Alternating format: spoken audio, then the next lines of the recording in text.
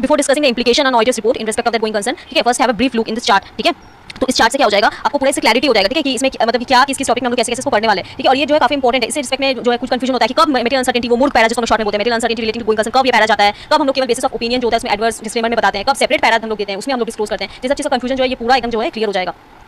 ठीक है। सबसे पहले इंप्लीकेशन में क्या है, 3 पार्ट में क्या 3 सिचुएशन क्या है कि अगर जो है पहला सिचुएशन ये है कि मैनेजमेंट जो गोइंग कंसर्न जो यूज किया है ना वो बेसिस ही जो है वो अकाउंटिंग का गोइंग कंसर्न बेसिस पर वो इनअप्रोप्रिएट है। पहला ये है सिंपल, पहला अगर गोइंग कंसर्न बेसिस उसका इनअप्रोप्रिएट हो, सिंपल इसमें क्या जाएगा, एडवर्स ओपिनियन, ठीक है। अब इसमें जो है मैं ये चीज क्लियर कर दूं, अगर इसमें कोई डाउट आ रहा हो कि इसने इसका डिस्क्लोजर दिया है या डिस्क्लोजर नहीं दिया है तब क्या करेंगे, इसमें डिस्क्लोजर का सवाल ही नहीं आता, स्ट्रेट फॉरवर्ड ये चला जाएगा एडवर्स ओपिनियन इसमें देगा। अगर मैंने गोइंग कंसर्न ही इनअप्रोप्रिएट है उसका असेसमेंट, ठीक है, तो उसके इसमें क्या होगा, सिंपल इसका एडवर्स ओपिनियन जाएगा, कोई इसमें सेपरेट पैरा का कांसेप्ट नहीं, इसमें जो है हम लोग क्या करते हैं, इसमें एडवर्स ओपिनियन देगा, फिर basis of adverse opinion, on the basis of adverse opinion as we know हम ओपिनियन का जो है उसका क्यों ये ओपिनियन दे रहे हैं, क्या रीजन है उसका किसमें बताते हैं हम लोग, वो बेसिस ऑफ ओपिनियन पैरा में बताते हैं। अब वो कैसे क्या बताएंगे वो हम लोग जो डिटेल में देखेंगे, ठीक है। मैं आपको बस ओवरव्यू दे रही हूं ताकि आपको ये टॉपिक इजी लगे। तो सिंपल वो बेसिस ऑफ एडवर्स ओपिनियन में बताएगा इसका रीजन, ठीक है।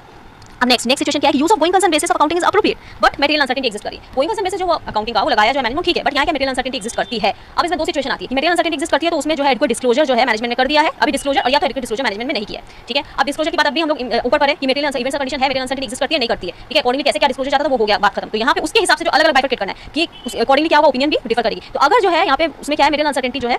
इज ठीक है not made if adequate disclosure जो है in respect of that material uncertainty, ठीक है, मटेरियल अनसर्टेनिटी एग्जिस्ट करती है और उसके बारे में जो है डिस्क्लोजर भी नहीं दिया गया फाइनेंशियल स्टेटमेंट। तो सिंपल इसमें क्या चला जाएगा, इसमें जो है क्वालिफाइड एडवर्स ओपिनियन जो है ऑडिटर दे देगा, इसमें या क्वालिफाइड एडवर्स ओपिनियन जो है वो दे देगा अकॉर्डिंगली वो in the basis of qualified adverse opinion para में वो मेंशन कर देगा, ठीक है। बस अब उसके बाद आप क्वेश्चन आएगा कि तो फिर वो मूल वाला पैरा फिर जाएगा कब, मूल वाला पैरा जो है वो एक ही सिचुएशन में जाएगा, वो कब कि there exist events of condition,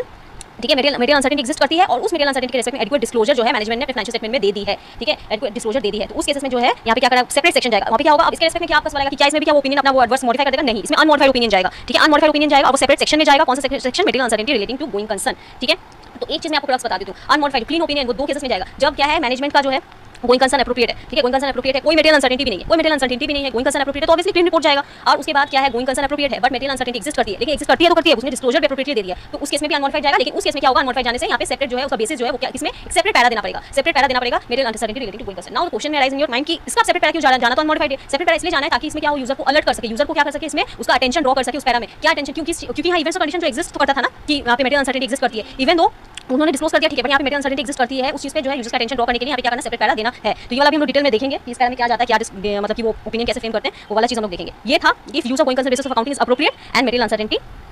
exist. Now next, अगर नेक्स्ट पे ये तो एकदम ही अलग है कि अगर मैनेजमेंट जो है वो गोइंग कंसर्न असेसमेंट का रिस्पांसिबिलिटी मैनेजमेंट जो गोइंग कंसर्न असेसमेंट ही नहीं करता, ठीक है, बहुत बढ़िया, वो असेसमेंट ही नहीं करता, तो उसके में क्या होगा, वो उसका अकॉर्डिंगली उसका वो इम्प्लीकेशन रिपोर्ट कंसीडर करेगा जिसमें वो क्या करता है, ओपिनियन जो है डिस्क्लेम कर देता है, ठीक है। यहाँ पे सिंपल क्या स्ट्रेट फॉरवर्ड वो डिस्क्लेम कर देगा ओपिनियन, अगर वो असेसमेंट ही नहीं करता है तो गोइंग कंसर्न, ठीक है। तो ये जो 3 सिचुएशन था, गोइंग कंसर्न बेसिस अगर इनअप्रोप्रिएट हो और अगर गोइंग कंसर्न एप्रोप्रिएट हो, मटेरियल अनसर्टेनिटी हो और अगर वो मैनेजमेंट जो है is unwilling to make assessment. अब इसको जो है वापस से डिटेल में देखूंगी तो वापस से मैं क्या करूंगी, इस चीज को अच्छे से क्लियर कर दूंगी।